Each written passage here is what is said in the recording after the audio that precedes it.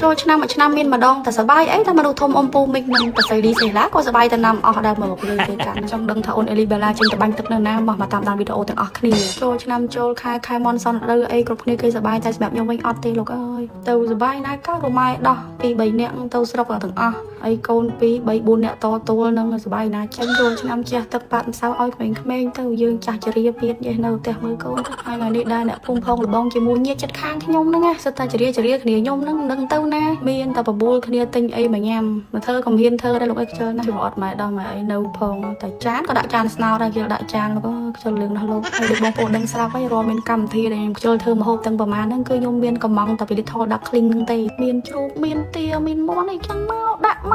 ក៏យេរួចបពេលទៀតតែឃើញថាម្ហូបរបស់យើងដូចរៀងពោពីពេញតុកដល់ហើយឥឡូវបងប្អូនមកអានបុកស៊ីទាំងអស់គ្នានៅខាងនេះយាយពេកនេះគឺពិតខាងថតតែធម្មតាបានយើងសផុសធ្វើវីដេអូអីទេប៉ុន្តែគេថាអាសាជាងខ្ញុំអ្នក social media ទៀតនិយាយថា story ad លឿនជាងឯងទៀតណាតាមពិតទៅត្រឡប់ខ្ញុំញ៉ាំតែឯងវិញអាពេលខ្ញុំបកបដាហ្នឹងគឺបកបដាគឺខ្ញុំត្រូវភ្លក់បដាហើយប៉ុន្តែលើកនេះអត់ទេយើងមានគ្នាមកញ៉ាំច្រើនយើងបកបដាយើងគាត់តែហិតទៅបានហើយនេះដឹមសាំខ្ញុំចូលចិត្តខ្លាំងមែនទេណាបកហ្នឹងមុនគេគិតសពទៅស្រីគេអានបុកស៊ីងកាបូហើយឯងអានបុកស៊ីងតែម្ហូបអញ្ចឹងទៅបានគីឡូខ្ញុំទៅណាសោះនៅតែនឹងថ្កល់ហ្មងឥឡូវអត់មានញាតយើងគឺបានមកដល់មកគូទៀតហើយនៅដៃហ្នឹងក៏មានម្ហូបមកថែមដែរមិនម្ហូបពីម្ជូរហើយគេឆ្លាស់គ្នាអញ្ចឹងខ្ញុំឲ្យយកខាងលីថលដាក់ឃ្លីអញ្ចឹងទៅខាងនោះយកម្ជូរអញ្ចឹងទៅថាមានភីសាអីមកអញ្ចឹងមកអូនិយាយថាបបវានិយាយទៅបុនភូមិមកភូមិបដារាល់លើកខ្ញុំកំងពីលីថលដាក់ឃ្លីគឺមានតែជ្រូកហើយទាទេប៉ុន្តែឥឡូវនេះគឺមាន special menu ដែលមានដូចជា beef ribs ហើយនិង rosemary chicken ដែលពេលដែលខ្ញុំបានភ្លក់រសជាតិម្ហូបពីរមុខថ្មីហ្នឹងណាគឺខ្ញុំមានអារម្មណ៍ថាខ្ញុំកំពុងតែបានដើរលេងក្រៅប្រទេសមិនចេះវាជាប្រភេទម្ហូប western កាតាស៊ីរសជាតិឆ្ងាញ់ហើយមានអារម្មណ៍តែប្លែកអញ្ចឹងបើសិនជាបងប្អូនរាល់លើកមកកំងលីថលដាក់ឃ្លីកំងតាទៀតតែជ្រូកហើយចង់បានអីបន្ថែមទៀតខ្ញុំគិតថា menu មួយនេះគឺបងប្អូនគួរតែកុំចោលមកបានភ្លក់រសជាតិហើយចង់មើលថាដូចខ្ញុំនិយាយមែនអត់គេមានសោះគេច្រើនមុខណាខ្ញុំដឹងហៅអីគេខ្លះទៀតដឹងតែពីឆ្ងាញ់តែបើថាមិនឆ្ងាញ់ក៏មិនកើតដែរបើអ្នកដែលគាត់ចំអិន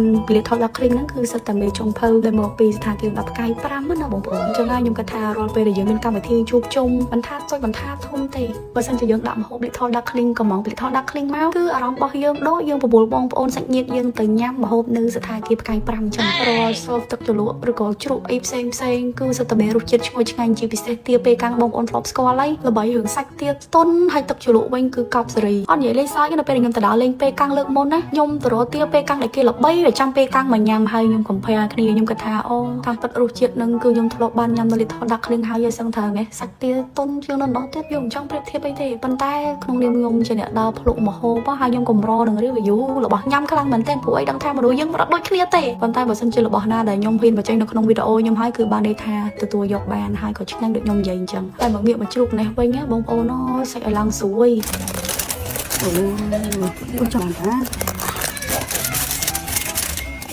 សាច់ជ្រូកឆ្ងាញ់រឿងមធ្យមងុំគឺទឹកជ្រលក់នឹងគឺវាស៊ីជាតិជាមួយនឹងអាសាច់នឹងទៀតនិយាយពីថា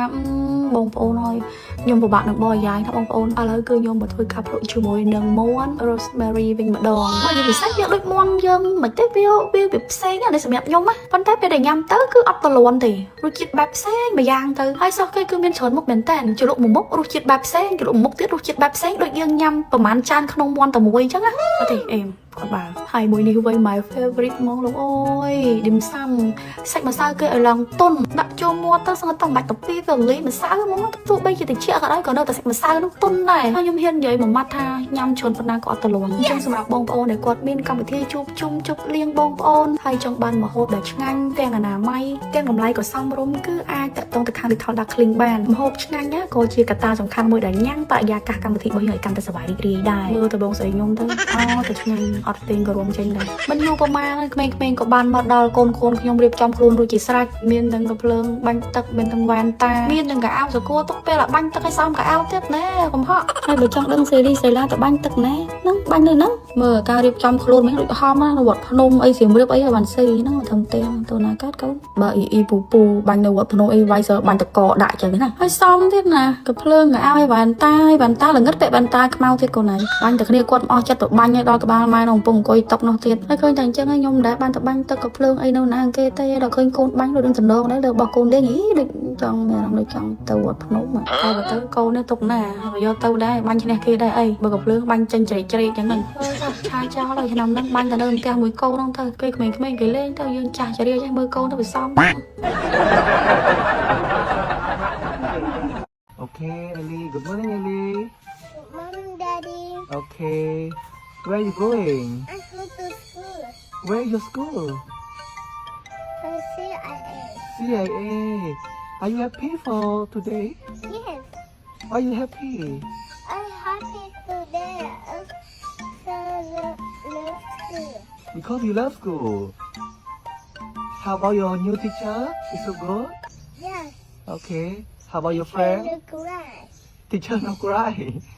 How about your friend? Friend, Yeah? it's so grass. Yeah, it's so grass. Said mommy to go home. Oh, really? Yes, A lot of friends is crying. yes, mommy to go home. Oh, so how about Ellie? Ellie crying, you know? No, No crying? it's a bad time. It's a bad choice. Crying is a bad choice. Wow. Okay, so good. What do you want to tell me? It's a tree. This one is for half. Ah, this one is a house. Okay. This one is it's food. Eat food. What is eat food? I don't understand. It's food. It's Ah, no. Okay. It's not eat food. it's food to ride. Ah, eat food with rice. Okay. Mommy eat food. Daddy eat food. Okay, I understand. Like channel. Daddy live channel. Yeah, I see. Okay. Car. Your car. Car. Okay, let's see your car. Here, car is a Lamborghini. Lamborghini. Wow.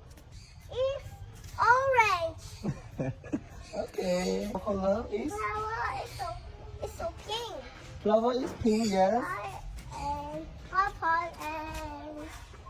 Purple and gold. orange It's orange. Okay. and yellow too. Okay. And blue too. Bluetooth. ដល់ឃើញកូនរងសោះស្រាប់តែដល់កម្មវិធីសាលាគេនិយាយឲ្យអាណាព្យាបាលទៅមើលកូនសំដែងខ្ញុំឡើងភ្ញាក់ព្រឹកណាឆ្ងល់នឹងថាទៅរៀន piano ហ្នឹងហើយមិនចេញចេះរាប់អីណាអីនេះហើយតែខ្ញុំកាន់តែរំភើបថ្ងៃហ្នឹងគឺបាឡាគាត់បានយកផ្កាឈូកដូចខាងសាលារៀបចំឲ្យយកមកជូនខ្ញុំដូចនៅក្នុងរឿងចឹងបងប្អូនអើយរំភើបខ្លាំងហើយខ្ញុំក៏បានរៀបចំកាដូដោយផ្ទាល់ដៃដើម្បីយកទៅជូនកូននៅថ្ងៃពិសេសហ្នឹងដែរអញ្ចឹងបើខាត់ពេលនាំបងប្អូនទៅមើលទូរទស្សន៍ទាំងស្រុងក្នុងវីដេអូហ្នឹងតែម្ដងសម្រាប់កម្មវិធីថ្ងៃនេះដែរគឺជាកម្មវិធីដែលខាងសាលាគេដាក់ថា Family Day ប៉ុន្តែជាក់ស្ដែងហ្មងថ្ងៃនេះគឺប្តីខ្ញុំគាត់បាននៅទេដោយសារតែគាត់ត្រូវរត់មករតុងនៅសៀមរាបត្បូងកូនរៀងអន់ចិត្តដែរប៉ុន្តែដល់ស្ដាប់ហេតុផលប៉ាទៅថាអត់អីទេឲ្យតែម៉ាមីនៅក៏បានដែរហើយដល់និយាយពីរឿងខ្ញុំជាក់ស្ដែងក្នុងវីដេអូនេះវិញឥឡូវនេះមានឆ្ងល់ទេបងប្អូនហេតុអីបានខ្ញុំទៅអប់មុខហើយខ្ញុំនិយាយណាដែរឆ្កយដោយសារខ្ញុំប្រម៉ូទហ្នឹងខ្លាចគេសារវីដេអូចឹងទៅចេះតែនិយាយណាដែរចឹងទៅបើឲ្យប្រម៉ូទចំមកគេអត់មើលទេពួកខ្ញុំខ្លួនឯងមើលវីដេអូគេអាគេចូលធ្វើចឹងខ្ញុំសារដែរហ្នឹងអីមើលទៅមិនដឹងទៅប្រម៉ូទមកថ្ងៃនោះតែបើថាយើងដាក់វីដេអូផ្សេងយើងមិននិយាយវាមិនត្រូវដែរចឹងឥឡូវជួយស្ដាប់គ្នាបន្តិចណាអូខេខ្ញុំប្រម៉ូទដែរណាអញ្ចឹងបាទខ្ញុំកាន់ដៃនេះគឺម៉ាស់ខ្ជុំអសេនិងម៉ាស់សារាយដល់វាបកកែខាងក្នុងការអ្នកគាត់មុខរួលមុនសាច់ច្រើនអត់សូវបានជំរុះកោសិកាអីហ្នឹងគឺត្រូវហ្មងជាពិសេសអ្នក make up ញឹកឬក៏កំពុងតែផ្ដាច់ចិត្ត steroid កាន់តែពិសេសអ្នកទាំងមុនប្រើទៅក៏កាត់បន្ថយការរួលបានច្រើនដែរសម្រាប់ម៉ាស់ខ្ជុំគឺខ្ញុំប្រើរៀងរាល់មួយអាទិត្យម្ដងតែម៉ាស់សារាយគឺខ្ញុំប្រើមួយអាទិត្យ2ទៅ3ដងម៉ាស់ពីរហ្នឹងវាមានគុណប្រយោជន៍ផ្សេងគ្នាសម្រាប់ម៉ាស់ខ្ជុំគឺវាជួយជំរុះកោសិកាជំរុះមុនសាច់ហើយបើជាតិពុលអាការលិកុលរោមអីហ្នឹងគឺលឿនហ្មងហើយសម្រាប់ម៉ាស់សារាយវិញគឺជួយអំបត្តិរោលមុខយើងភ្លឺម៉ត់ហើយមានសំណើមជប់ចិត្តរុនរោមដូចគ្នាអត់សូវមានពេលទៅម៉ាស្សាដើមម៉ាស៊ីនអីចង់បានមុខដែលកឡូម៉ត់ហើយភ្លឺមានសំណើមគឺអាចប្រើជាមួយនឹងម៉ាស់ពីរមុខនឹងបានតម្លៃល្អចំណាយពេលតិចតែ quality ញាក់តែបច្ចេកប្រើឃើញស្អាតហើយកុំភ្លេចប្រើ sunscreen ផងណាអរគុណខ្ញុំប្រម៉ូទចាប់ហើយងាកមកក្អើម្ដាយថ្ងៃនេះវិញដឹងស្រីស្អីលាក់នឹងហ្មងតោះនិយាយទៅមុខថ្លាគេមកវាចាញ់ចេះបារមីហ្មងព្រោះហើយខ្ញុំក៏មើលគ្រឿង accessory តាមពិតខ្ញុំគិតថាខ្ញុំអត់សូវ focus រឿង make up មកទេដោយសារបានអប់មុខហើយមុខវាថ្លាអញ្ចឹងទៅរើសគ្រឿង accessory ពាក់ហើយអីហើយចាំពេលដល់ឡានចាំ make up តិចក៏បានដែរតែដល់គាត់ទៅខ្ញុំចាំមិនតដល់ឡានអីខ្ញុំមកលាក់ឲ្យវិញចាំមិនធ្វើមិនអញ្ចឹងក៏សម្រេចគិតថាមក make up ឲ្យតែម្ដងទៅរៀលរែកបងប្អូនឃើញក្រោយពេលយើងអប់មកហើយម្សៅសឹងថាមិនចាំបាច់ធ្វើឯងតបឯងចូលទេវាចូលខ្លួនឯងនឹងចាំបាច់ចាប់ហ្មងតែពេល make up រួចហើយឥឡូវនេះគឺខ្ញុំមកធ្វើការរៀបកាដូតែម្ដងតែកាដូថ្ងៃនេះគឺខ្ញុំរៀបរហូតដល់3មាន Ellie Bella ហើយនឹងមានក្មួយ Ellie មួយទៀតដែល Ellie ក៏ធ្វើសម្ដែងថ្ងៃហ្នឹងដែរប៉ុន្តែ Ellie អត់សម្ដែងទៀតដោយសារ Ellie ទៅ K5 អញ្ចឹងទៅអត់ទៅមានថ្នាក់ទៀតខ្ញុំដល់ដេកកំតិតគូហើយតែប៉ាត់កាដូទាំងអស់ហ្នឹងខ្ញុំអាចទិញស្រាប់យកទៅក៏បានដែរប៉ុន្តែសម្រាប់ខ្ញុំរឿងកាដូមួយគឺខ្ញុំយកទុកដាក់ខ្ញុំអត់ចង់ធ្វើអីឲ្យទៅរួចទេអ្នកអរគ្នាដឹងនិយមនៃការទទួលកាដូអត់សម្រាប់អ្នកទទួលកាដូហ្មងបើសិនជាខ្ញុំវិញកាដូដែលបានទិញដោយស្រួលហ្មងវាសូវមានន័យទេទោះបីជាកាដូតម្លៃប៉ុណ្ណាក៏ដោយប៉ុន្តែកាដូដែលបានមកពីការយកចិត្តទុកដាក់ទោះបីជាកាដូនឹងមិន ថ្លៃប៉ុន្តែវាអាចបង្ហាញជាមួយនឹងមនោសញ្ចេតនាបូករួមជាមួយនឹងការយកចិត្តទុកដាក់ផ្ដល់តម្លៃឲ្យអ្នកទទួលកាដូនឹងខ្លាំងមែនទែនសរុបមកវិញបើសិនជាគិតថាឲ្យកាដូឲ្យរើសច្រើនម៉េះអាហ្នឹងវារឿងមួយតែរឿងមួយទៀតបើឲ្យកាដូឲ្យគឺជាកាដូដែលយើងយកចិត្តទុកដាក់ធ្វើឲ្យចេញពីចិត្តអ្នកដែលទទួលហ្នឹងក៏កាន់តែមានអារម្មណ៍ល្អហើយនឹងកាន់តែមានន័យមកកម្រិតទៀតនិយាយនេះគឺសម្រាប់តែអ្នកដែលស្គាល់គ្នាចិត្តស្និទ្ធទេណាបើយើងគ្រាន់តែរាប់អានគ្នាធម្មតាឬក៏ស្គាល់គ្នាធម្មតាទេកាដូអីក៏ដោយក៏មានតម្លៃដែរតែសម្រាប់អ្នកស្គាល់គ្នាចិត្តស្និទ្ធវិញកាដូដែលមានតម្លៃបំផុតគឺការដែលដឹងចិត្តឬក៏ចងចាំនៅអ្វីដែលអ្នកទទួលកាដូធ្លាប់ចូលចិត្តគ្រាន់តែជាការចងចាំហើយរំលឹកនៅអ្វីដែលគាត់ចូលចិត្តហ្នឹងអ្នកទទួលកាដូគាត់សប្បាយចិត្តបាត់ហើយខ្ញុំនិយាយតាមរំលឹកទៅព្រោះអីវាជិតដល់ Christmas ហើយអញ្ចឹងណានិយាយនេះខ្ញុំនិយាយឲ្យប្តីខ្ញុំដែរទេខ្ញុំមិនទៅនិយាយជារួមឯណាណីទេនិយាយទៅខ្ញុំនិយាយឲ្យប្តីខ្ញុំហ្មងហ្នឹងនិយាយចំជាហ្មងបើចង់ដឹងថារឿងអីគេចាំវីដេអូក្រោយខ្ញុំនិយាយប្រាប់និយាយតែពីអាហ្នឹងមកមិនដាក់ប្រម៉ូទអីទេចាតែរឿងហ្នឹងតើតើរឿងកាដូដែរហើយខ្ញុំគិតថាវាគឺជា experience មួយសម្រាប់អ្នកចង់ជូនកាដូគ្នាស្ដាប់ទៅនិយាយថាដល់ហួសចិត្តហ្មងតែឥឡូវយើងបកមកកាដូរបស់យើងវិញគឺខ្ញុំបានរៀបចំរួចរាល់អស់ហើយបើ Q ហ្នឹងគឺសម្រាប់ Ellie បើកាឈូ2ហ្នឹងគឺសម្រាប់ Bella ហើយនិង Ellie ឥឡូវមុនចេញទៅខ្ញុំរើសកាបូបដើម្បីស្ពីទៅសិនខ្ញុំគិតថាខ្ញុំយកអាកាបូបដំបងគេរបស់ខ្ញុំវាពណ៌ថាវាស៊ីមួយបែកជើងរបស់ខ្ញុំដែរហើយបើនិយាយទៅស្ពីទៅវារៀងខ្ជិះខ្ជួតអីចឹងណាតែដល់គិតទៅមើលទៅវារៀងសមដែរអាកៅអៅហ្នឹងវាពណ៌មួយ B spray អញ្ចឹងហើយបើយើងមិនលើកមកក៏វាមិនសមអញ្ចឹងខ្ញុំប្រម៉ូទទៀតទៅខ្ញុំតាមតិចទៀតទេតែគាត់មានបញ្ហាមុនខ្នងមុនដើមទ្រូងមុនពេញមកតួខ្លួនហ្មងអាចមើល feedback B spray បានល្អខ្លាំង top 1 in Cambodia ហ្មងអ្នកខ្លះមកដបជីដាច់ប៉ិតអ្នកខ្លះទៀតមកដបយ៉ាងហោចណាស់ក៏បាន 20-30% ដែរចង់ដឹងសាក់បាញ់មើលទៅប្រម៉ូទចាប់ហើយអរគុណបដាឥឡូវហិចហៅប្រម៉ូទចុះប្រម៉ូទឡើងមកដល់កូនដល់ម៉ោងរំល្មមខ្ញុំឡើងចង់ធ្លាក់ថ្លើមក្តុបសល់ពេលតែបន្តិចទៀតកូនរំហើយខ្ញុំបានមើលកូនរំហ្មងគិតក្នុងចិត្តថាអោអញហើយមិនក៏ធ្វើជារឹកអីចឹងតែអីទេមកដល់ភ្លាមគឺកូនរំហ្មងតែខ្ញុំ shock ខ្លាំងណាស់ទាំងអស់គ្នាខ្ញុំមិនអាចឃើញបលាគាត់រំទេគាត់អៀនខ្លាំងណាស់ហើយដល់មកសាលាមកចេះរំទៅខ្ញុំ shock ខ្លាំងមែនតើហ្មងហើយរំត្រូវចង្វាក់ឲ្យលះទៀត